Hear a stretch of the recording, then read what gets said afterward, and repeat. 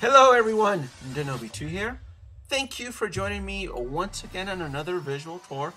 This time, we take a look at Thor, Age of Ultron from Hot Toys. Now, there isn't anyone else who loves collecting Hot Toys more than I do. But every now and then, there is a figure that could be seen as a fail in the community. Now, here are my top 10 reasons why Thor, Age of Ultron from Hot Toys could be seen as a fail in the collector's community. Number 10, being released too soon from the last wave. Now, keep in mind, I'm not attacking Hot Toys on this one, just simply stating one of the cool things about collecting Hot Toys is anticipation of the next figure being released. I know there's a lot of folks in the community who wish the figures can come out sooner, and there are some who prefer it just, a little bit later.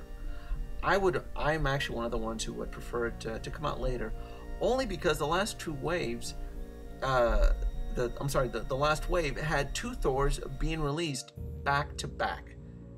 Even though the last wave was a little more than a year ago, collecting this one just doesn't feel special. Doesn't feel special at all.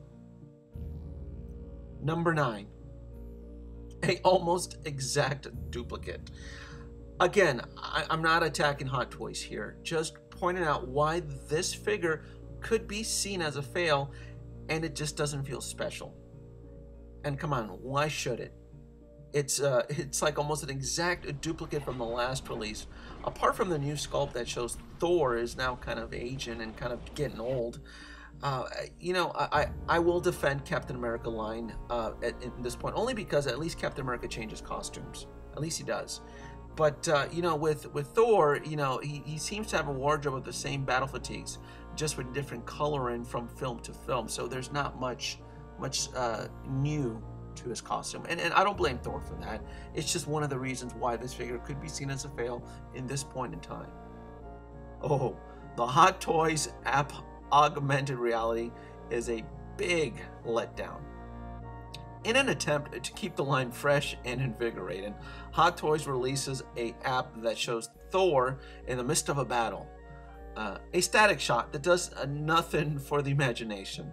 There are apps out there that do a heck of a lot more than this thing, and they're free. And the Hot Toys app is free, but the Hot Toys app is only compatible when you shell out the big bucks for the Thor figure. Heck, if you look at the Star Wars app, the Star Wars app gives you the augmented reality of BB-8 and a stormtrooper coming to life.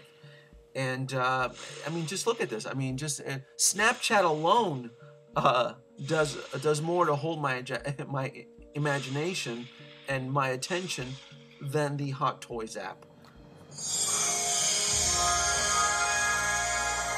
Number 7, Hot Toys missed an opportunity with the app, and I'm attacking the app one more time.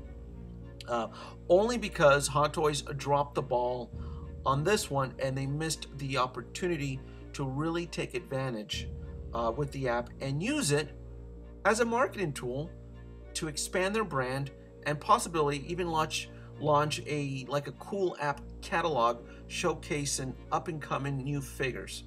You're probably saying, but Denobi, updates will follow on this app, and I'm sure they will. I'm sure they'll end up updating it, but by then it may be too late, as for most folks who downloaded the app in curiosity may have already deleted it by now, especially if they never plan on buying Thor, so there's no reason to keep the app. I know a lot of folks downloaded the app just to see what it was like, and it's really nothing special. Number 6, accessories are limited.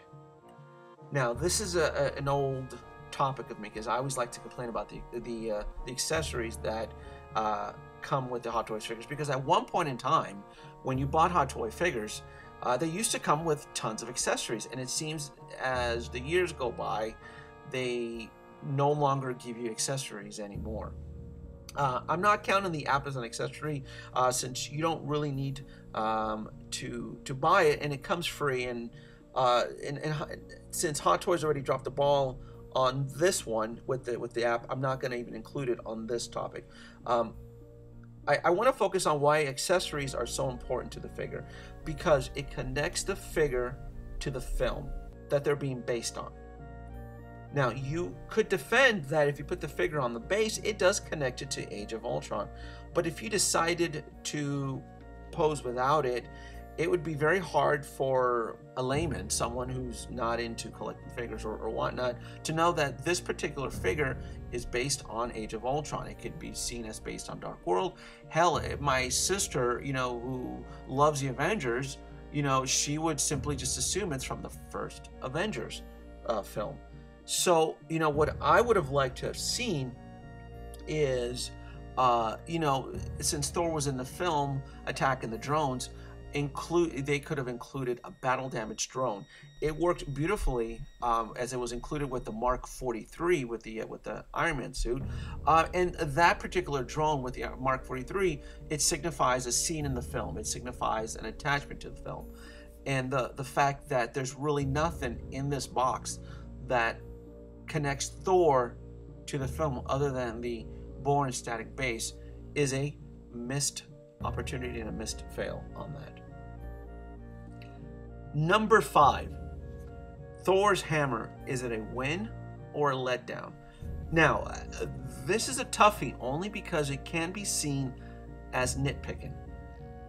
I do like the fact that they do include 2 hammers, one die-cast and the other one that glows.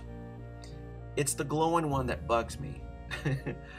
I particularly do not like when toy manufacturers take creative liberties in enhancing a product outside of the film's established rules and parameters. I will explain. We never got to see a weird glowing blue hammer in the film, so it just wasn't necessary to include it with this. And this crap goes to the Iron Man's tank penis chest thing. No, we don't need this. It wasn't it wasn't seen in Iron Man 3, so we don't need it. It's kind of like the expanded universe. I don't like it. We don't need to expand outside of the realm and universe. We just don't need it. Number 4, the synthetic foam construct that is being used. Man, oh man. This simulated muscle foam may be cool and it looks great, but do not let it fool you. This stuff is scary. It's extremely scary. And it comes with an expiration date. To the best of my knowledge, there isn't a real workaround around this.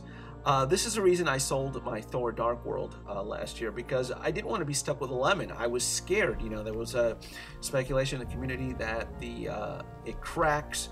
And this foam, based on other reviews I've seen, isn't very dependable. So I just didn't want to be stuck with it. I am keeping this figure. I am going to keep it. I'm going to love it. I'm going to keep it with my collection. So I am currently exploring alternative methods in preserving the muscle foam. I'm probably going to resort to using my best friend, which is the Honda silicone grease, which has done a great job in preserving my Edge 209. So I'll probably end up putting it on the foam and kind of experiment on certain spots. I can't imagine it damaging the foam, since it is, it is more of a rubber type foam. But like I said, I don't have a choice. It's either I experiment with the Honda silicone grease or I don't, and 6 months to a year, it's cracked and it's worthless. Number 3. Pricing just doesn't feel honest anymore. Now, this is a attack on Hot Toys directly. The pricing hasn't felt honest to me for a while, even though the price of the Thor Age of Ultron is a bit cheaper than the Dark World counterparts that were released last year. I can't help but notice that it's starting to feel like a stock market, in the sense that the pricing seems to fluctuate on the demand and popularity of a particular figure. I don't like that. It's not giving me a lot of trust, and I'm already having trust issues with Hot Toys. I feel that the pricing needs to be somewhat stable to keep the confidence up in the collectors community. I'm not looking for a bargain. I'm not looking for coupons. I just don't want to feel like I'm being taken advantage of. And I feel right now like I'm being taken advantage of. Just because it's an Avengers figure, it almost feels like Hot Toys, they know we're going to end up buying it, so they can do this.